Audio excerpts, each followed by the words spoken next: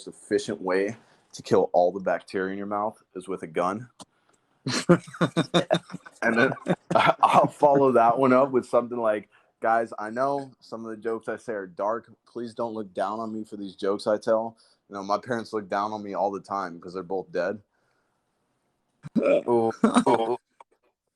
See, sometimes I'm happy. I'm really glad that I'm an atheist, but I hope that heaven isn't real, just because I don't want my family to see some of the crazy shit I've done.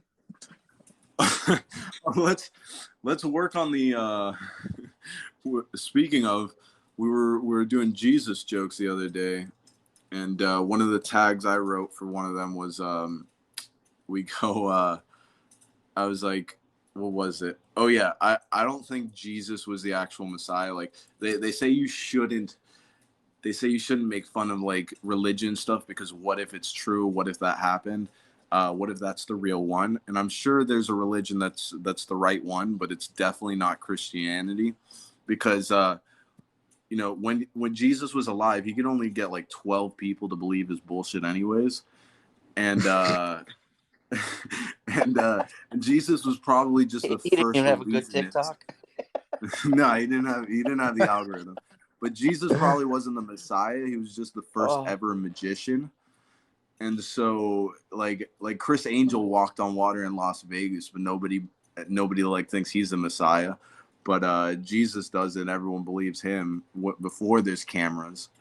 And so, so I go besides, where did all this stuff happen? In the Middle East. And what's the skin color of people in the Middle East? Black. Have you ever seen black people react to a magic trick before? It's the hypest thing you'll ever see in your life. It'll make your day better. Yeah. It's the hypest thing you'll ever see. Dude, shit. There's always double standards, you know, like Jesus hung out with prostitutes, turned water into wine and stuff like that. And when I do it, my family says, we're worried about you. You know, fuck them. I just think I think you need something to do with, you know, Jesus only had 12 followers. How fucked up was his algorithm? Something along those lines. I bet it was his algorithm. Yeah, he'd be crucified now. I mean, you just couldn't get away with some of that stuff. And just like you said, he's hanging out with prostitutes and turning water into wine. Today we call him. Back then he was the Messiah. There was some crazy homeless dude unquarantining people with leprosy, and you guys are mad at the Romans for crucifying him? Yeah. Listen, I mean, unquarantining people with leprosy. It was like the first episode of the Maury Show, or the first best ever way to get away with adultery. Like, you know, what is an immaculate birth? Jesus Christ, there was somebody looking back like, oh shit, she got away with it. We wasn't worried about child support either, you know. I mean, that sounds like paranormal nativity. I wrote a one-liner one time, and it's funny because it's funny because my Christian and Catholic jokes will work beautifully, but my Jesus jokes are a little more taboo for some reason. So the whole religion is fine to make fun of, but the actual guy who got fucking nailed to a cross, that's a little bit different. But so I wrote this one joke one time where I'm like, you know, Jesus's day job was being a carpenter. Must not have been a good one because he ended up getting both of his hands and feet nailed to wood. Oh fuck, man, that's funny. That one just don't work, bro. Dude, you know, it's hard to make that one work as it would be to try to find the black dude that breaks into a house on a Brinks Home Security commercial. In the Brinks Home. It's always the same white dude in every commercial. He's got the nicest toboggan on, and the nicest what? Toboggan or ski mask. Sorry. Oh God! One of the toboggan, the thing you ride down the hill on. That's my face usually. Like, you're really going downhill if you're sitting on my face. Well, yeah. I get this weird thing where if a joke's too much of a crowd pleaser, I'm so used to people hating me on stage that like I kind of get tired of the joke. I get sick of it. I'm like, this is hacky. I know it's gonna work. Like it's so weird my mentality when I jump on stage. Like I'm there to anger you, but I don't want you to be too angry. I still want you to see what I did there. Like I don't want you to be so upset that you're like you can't even listen to my jokes. I want you to be like, that was fucked up, but I see what he did there. So like one of the jokes that I just don't even I want to retire it soon, where I'm just like but it works every time. It's such a crowd pleaser. I go, devout Catholics don't believe in using any form of condoms or contraception, which I guess is okay because it's not like you can impregnate an altar boy. I love that one so much, dude. People love that joke, and I'm getting tired of it. Dude, you know, it's like the Catholic Church has been playing like, you know, musical pedophiles forever now. Like musical pedophiles. Bro, have you ever seen the clip of? Have you ever seen the clip of Bill Burr? I gotta get ready to run. Drew, good to meet you. Good to meet you too. Follow me on Instagram. I'll follow you back. Blue Comedy Drew. Blue Comedy Drew. I'll make it happen. If either one of you get a chance tomorrow, my normal show time, 8 p.m. Eastern Standard, broadcast at Facebook and YouTube, and then the live goes out on Thursday, or the audio goes out Thursday morning. Tomorrow we got people listening right now. Yeah, plug it. Tomorrow should be a very interesting day. It's called the Above the Bar podcast. That's great. Yep. He's had me on there. I was late, like I am. I would love to be on one of these days if you got time. Drew, it's Drew Blue on Instagram. Blue Comedy Drew. Is it on your? It's not on your. Yeah, pod? I can hook you guys up together. Yeah, hook it up. Just Keith, just send him one of my. I'm all about it. I love having comedians on, but no, tomorrow's guy. It perfect topic as I'm walking, as I need to go to sleep here. But he had a near-death experience and wrote a book, but he feels that the Bible tells us about near-death experiences. I believe it. I think the Bible's just like a collection of a bunch of stories and shit. So like, I believe that one of those writers had near-death experiences or shit, or like, couldn't drink the water back. Every day was a near-death experience. Yeah, exactly. But also there's things like astral projection, like lucid dreaming and stuff. That, holy shit, man! This has perfect literally. It's literally been it's been described by different races and different cultures that have like had no communication with each other and lived over many different times. And it's been described pretty much exactly the same way since the beginning of it ever being described, since it was like written in hieroglyphics to like YouTube videos now. It's all pretty much described like a DMT trip, and everyone naturally produces it anyway. So like it's interesting to see things like that where like near-death experiences are pretty similar all across the board too. Yeah. Sean, that's crazy, isn't it? Last week, yeah. We had this conversation just yesterday or the night before last one. But yeah, Sean, we'll let you go, man. Glad that you were able to pop on for a little while, and connect me and introduce you guys. Connect me and Drew up. We'll come up with something. But yeah, like I said, tomorrow 8 p.m. Eastern Standard Time, the Above the Bar podcast. We'll Above the Bar podcast. Yep. 8 p.m. EST. Y'all heard. So we'll make it happen, brother. But and then I got to tell you, when we get a chance, Keith, we'll talk about the one in 2 weeks. I think the one in 2 weeks, you're gonna want to like not miss. For sure. All right. 2 weeks is a guy who got locked up at age 16, wrongly accused, and is now a lawyer. Ooh, that's dope. That's a real fucking like rise from the ashes story. Like bedtime for Bonzo. I'll talk to you, gents. Be safe. Later, all right, brother. Take it easy. So Keith, now that it's back to two comedians, I wanted to run through a couple of jokes, and I don't know who's listening. I don't know if they're comedians or if they're just fans of comedy. But I couldn't let my friend. I'm gonna let Tiffany on because she's a crazy bitch, and I love her. She's my favorite. Oh, you had sent me. That's the one that you had sent me the videos of. Oh yeah. She's helped me a lot with the coke. Let's see.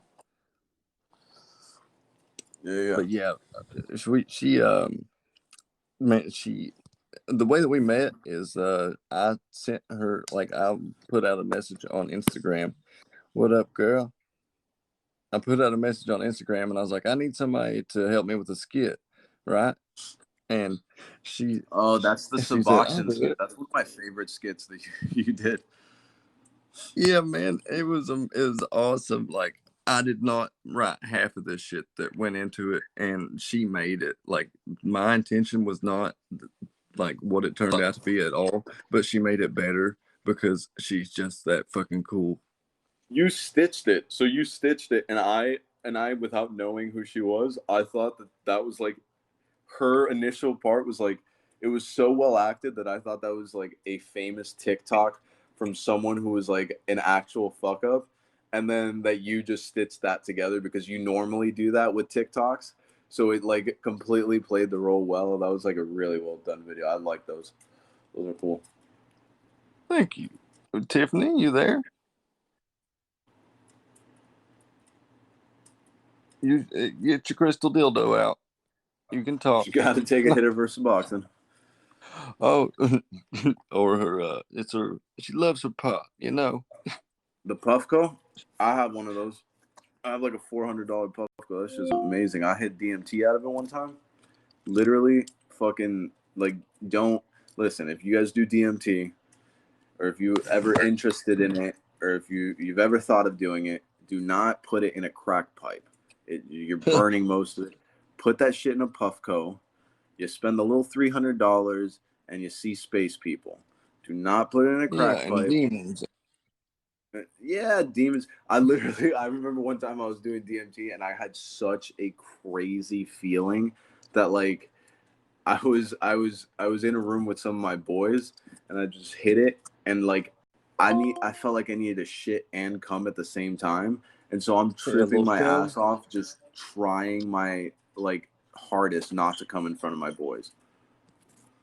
Oh man, that's always hard. That's like, it takes me back to the days when I was watching, porn in 8th grade with my friends in a circle. Just, nobody looking at each other, but we all jerking off.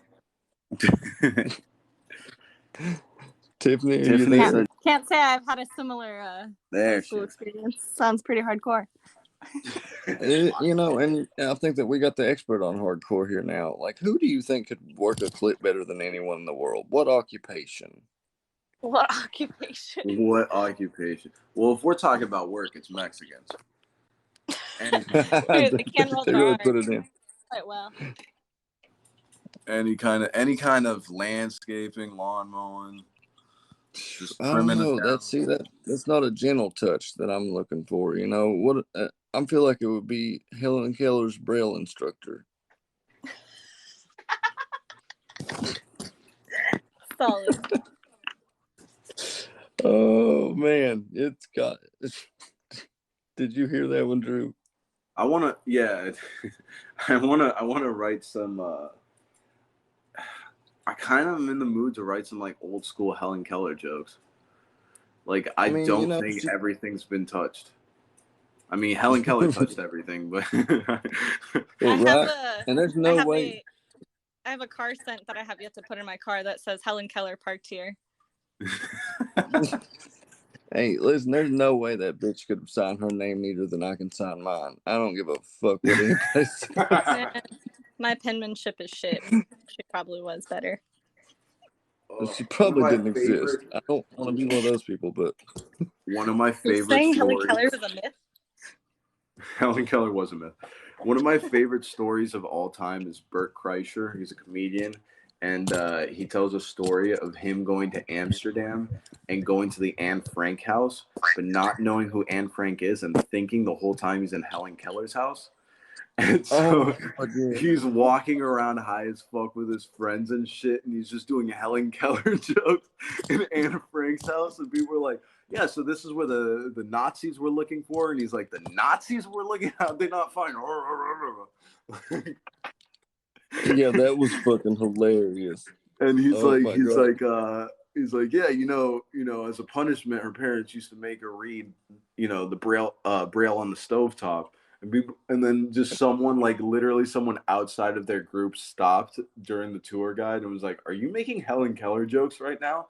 And everyone realizes that he's like talking about not Anne Frank, and that's like one of my favorite stories of all time. Oh, that shit had me crying when I heard it. We got a question here from another. She's a comedian, Missy here. I was gonna say, we'll pop it real quick. Pop this bubble if we're talking about Helen Keller fingering clits and shit. So might as well go ahead. You know that Helen Keller tried to read her waffle iron. She burned her fingers. Yeah. Yeah, exactly. Like there's a lot of old school Helen Keller jokes, but I think there's angles that haven't been taken. There has to be something less obvious there, and that's what I like doing. Is I like getting jokes that either have been beat a bunch of times and doing like a really unique perspective, or just taking unique perspective or unique. I think I have one, dude. I think I made a skit of it, and it's a long time ago. I have to dig way back in there, but I was like, I pretended I was Helen Keller, and I was like, "Where am I?" And I am, and I'm not singing. I was like Helen Keller singing in the stylings of Blink-182. Blink-182. Yeah. Her name was Helen Keller.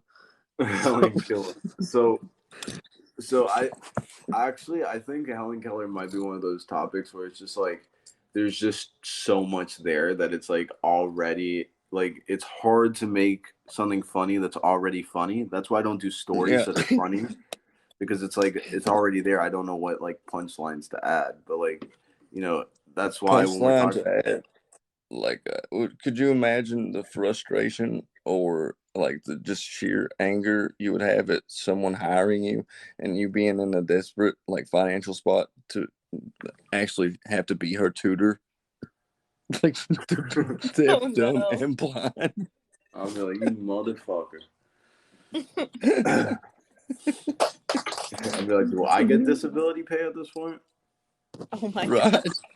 Hazard pay. No. Tiff, you want to get to Missy's other question there? What's the other one? I'm a little hungry. If Jim Jones had a comedy club, would it be called Guyana Punchline? If who? Jim Jones. Jonestown. Jim Jones. Yeah, Jonestown. Guyana Comedy Club. Because they were Guyana. Honestly, I feel so stupid that I don't. Same. I that don't. One right over my head. or is she saying punchline like we're supposed to add the punchline? But well, Jim Jones is a punchline. But Jim Jones is a great topic too, and I was actually thinking of like doing some material on that too. But it's harder to do one lines on something like that. And bro, have you seen me in my like cult leader glasses? I call them my Koresh visions. My Koresh visions, dude. You Waco motherfucker. So I the other day I was on like 600 milligrams of THC. I took like this fat ass edible, and I was sitting in front of my couch, and I start watching this documentary on the Heaven's Gates, and I was crying of laughter. And I just had surgery, so I'm not supposed to be laughing so much. So I literally had to turn it off because I was crying of laughter because I wasn't supposed to be laughing, but I just see these dorks on the fucking TV in their space uniform talking about how we're about to time travel, and they all killed themselves. Right. It's like, the ultimate time travel. Idiots, bro. There's a certain level of stupidity that I just don't feel bad for, because if we didn't have all this technology, you would have been eaten by now. Like I would have killed you just out of frustration. Yeah, I would have taken your shit, bro. There's a certain level of stupidity that would have been filtered out if we didn't have modern medicine. But it's just I'm a huge. I was gonna say I'm a huge proponent for taking fucking warning labels off of everything. If you need to be told the gas is flammable, then you need to burn. Like, you need to learn yourself. I agree. I think some natural selection needs to be reinforced. I agree too. If you're stupid if you're stupid enough to take a train to Auschwitz, then you deserve it. No, I'm kidding. I mean, it's probably too soon to make some COVID jokes, but like, I remember when COVID first started happening, I was like, man, I wished for this, and now look at all of us being pussies and all freaked out. Like, because I used to make jokes all the time of like, man, there needs to be a new plague. I used to say that regularly. We don't believe in too soon. I'm gonna tell you a joke that I made a year ago and one day. It was a year. Well. It was a year ago and one day. I said it once on stage. I have not repeated it since. I saw a statistic online that really shocked me. It said, on average, an adult white male can go a whole 3.5 minutes without having to take a breath underwater. And surprisingly, really surprisingly, on average, an African American adult male can go a whole 9.5 minutes without having to take a breath under the knee of a police officer. And so, oh my God, I did that a year ago to the day. It's actually a year ago today. Exactly. So I did that a year ago. And dude, me and you were working on that one this morning. Pin drop. You and I said, you know, but I think it's funny that we don't talk about any of the positive side effects of the neck being on your throat by a police officer. We only hear about the negative. And then I added to it because I'm an asshole. I go, oh, black people are okay with kneeling during the anthem, but when we do it, like, oh no. Exactly. But if the Holocaust is funny, then George Floyd has to be funny. I'm more okay with you being like, nothing is funny, I don't find a single thing funny, I have no sense of humor, than you being like, this thing is funny but this thing isn't. Like, you can either laugh at everything or you shouldn't laugh at anything. Yeah, exactly. It's like, you know, to if you actually have the comedic heart or anything like that, like, I can't imagine anything sadder than being like having the heart of a comedian but not being funny at all whatsoever. Like, and there's so many, but like, they just want that money, and I get it. You're making a good amount of money to work on weekends, 2 hours. Like, I completely understand. But like, fuck, like, do you have no soul? I feel like a miserable piece of shit when I'm saying jokes that I'm bored of. I can't imagine saying jokes that I really am like, this is not funny. And like being able to sell that. That's like cruise ship comedians who like will write an hour of material and do a cruise ship and constantly have tourists that don't know them go into their shows, and they just do the same hour for 25 years. That's like, I'm a pro comedian. You mentioned something about this earlier when you started this, about having to dumb down your jokes for people. And I feel that in general of like anything, like trying to build a following on Instagram or on social media, I feel like some of my posts are too intellectual, and the dumb posts are what hits. But what I've found is that when you get the people who really like the smart and the dark things, like, that's the quality viewer. Like, there's a difference between so like, there's people who have 100,000 subscribers on YouTube and make $0, and there's people who have 5,000 subscribers and make a whole living off of just 5,000 subscribers, because those 5,000 people have money in their pocket and they're willing to spend with you. So like, it's like quality versus quantity. And like, you can have a bunch of followers, or you can have like some really dedicated fans where like the second someone comes in your comment section, or the second someone tries to cancel you, you don't even have to handle that shit. You have 100 people being like, you're an idiot, you must be new here. Yeah, exactly. But see, that makes sense. The one thing about that is, like, we're starting out and everything, we're not afforded that luxury yet. Like, you have to have like you can't pick and choose right now. Yeah, you just want to get your name out there more and more and more.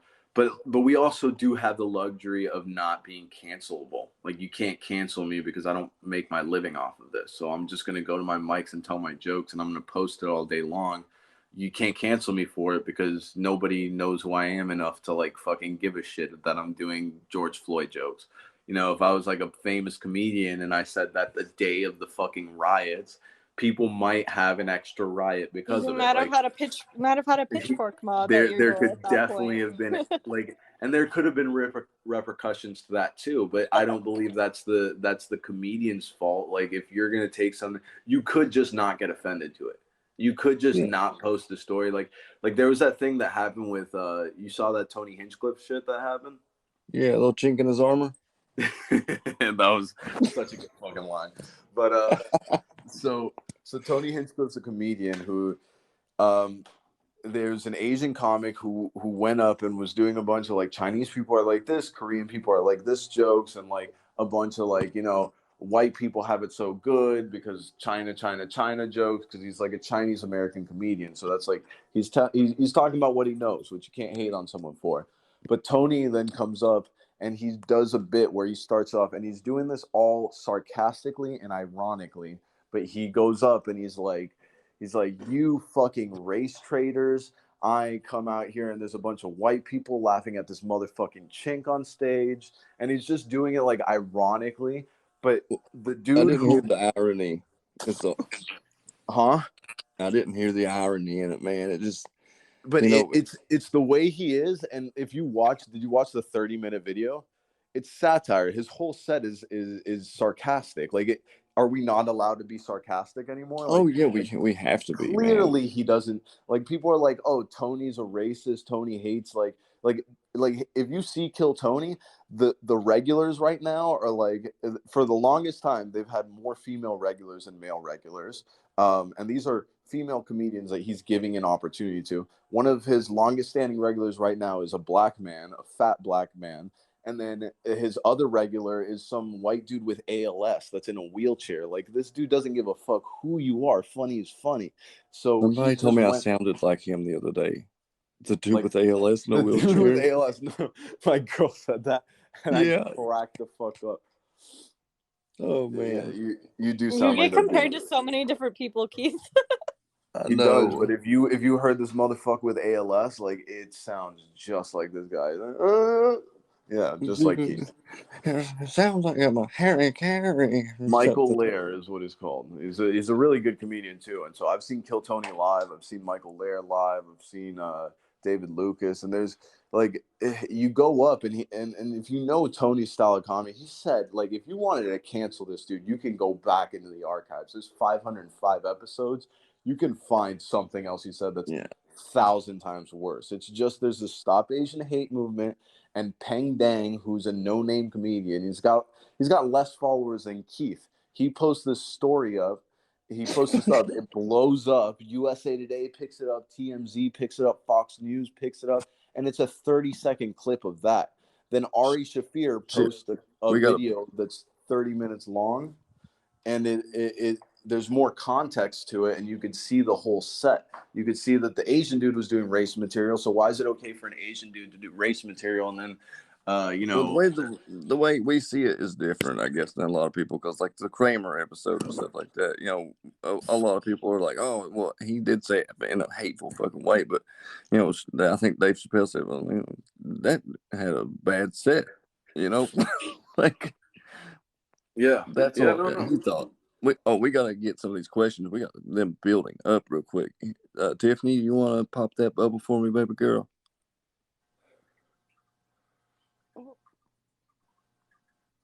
You're talking about Heaven's Gate. Isn't that cult that was waiting for the Bob Hale comet to come through? And they all wore their Nikes and their purple shawls or capes or whatever the fuck you want to call it.